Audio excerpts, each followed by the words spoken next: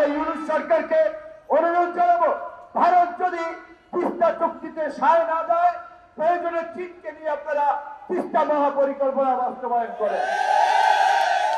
ভারতের বিক্রম মিস্ত্রি পররাষ্ট্র সচিব এখানে এসেছে, দেখেছেন ওই যে বলে ঠেলার নাম বাবাজি।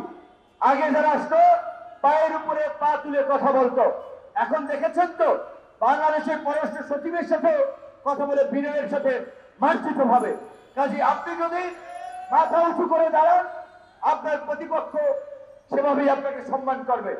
এই পরিবর্তিত বাংলাদেশে আজকে সমস্ত রাজনৈতিক দলগুলো দাবি জানিয়েছে, গত 16 বছরে শেখ হাসিনার আমলে ভারতের সাথে যে সকল অন্যায্য এবং দেশ বিরোধী চুক্তি হয়েছে, সমস্ত চুক্তি জনসম্মুখে প্রকাশ করা।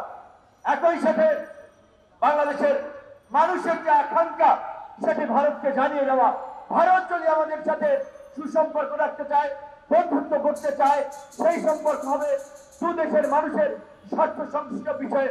আজকে বাংলাদেশ এবং ভারতের যে 54টি অভিন্ন নদী, সেই 54টি অভিন্ন নদীর পানি বাংলাদেশ পশ্চিমকালেও পায় নাই। কাজে আমরা এই অন্তর্বর্তীকালীন সরকারকে বলবো, প্রয়োজনে আন্তর্জাতিক আদালত থেকে শুরু করে জাতিসংঘের দ্বারস্থ হন, কিন্তু আমাদের 54 নদীর 54 অভিন্ন নদীর ন্যায্য হিস্সা তিস্তা চুক্তি আমাদেরকে বাস্তবায়ন করতে হবে। আমরা ইউনূস সরকারকে অনুরোধ জানাবো, ভারত যদি তিস্তা চুক্তিতে সায় না দেয়, প্রয়োজনে চীনকে নিয়ে আপনারা তিস্তা মহাপরিকল্পনা বাস্তবায়ন করেন।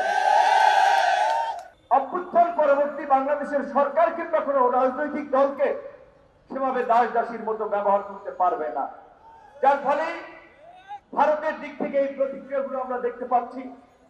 বাংলাদেশকে নিয়ে সংঘবদ্ধভাবে ভারতের গণমাধ্যম, তাদের রাজনৈতিক দলের নেতৃবৃন্দ, নাগরিক সমাজ সংঘবদ্ধভাবে অপপ্রচার এবং প্রোপাগান্ডা চালাচ্ছেন যে বাংলাদেশে সংখ্যালঘুদের উপরে নির্যাতন হচ্ছে, নিপীড়ন হচ্ছে, মন্দির ভাঙচুর হচ্ছে, যা একেবারেই ভিত্তিহীন এবং অসত্য।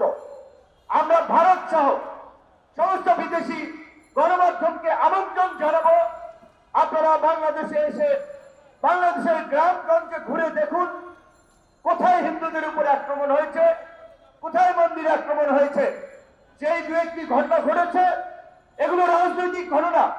আওয়ামী লীগের আমলে হিন্দু হয়েও যারা মুসলমান কিংবা হিন্দুদের উপরে নির্যাতন নিপীড়ন চালিয়েছে, জনরোষে জনক্ষোভে আজকে তাদের নামে মামলা হচ্ছে, কোথাও বিচ্ছিন্ন হামলা মামলার ঘটনা ঘটছে। এটি কোনো সামগ্রিক ঘটনা না। কাজে আমরা ভারতের মিডিয়া সহ আন্তর্জাতিক গণমাধ্যমকে বলবো, বিষয়টি সঠিকভাবে আপনারা তুলে ধরবেন।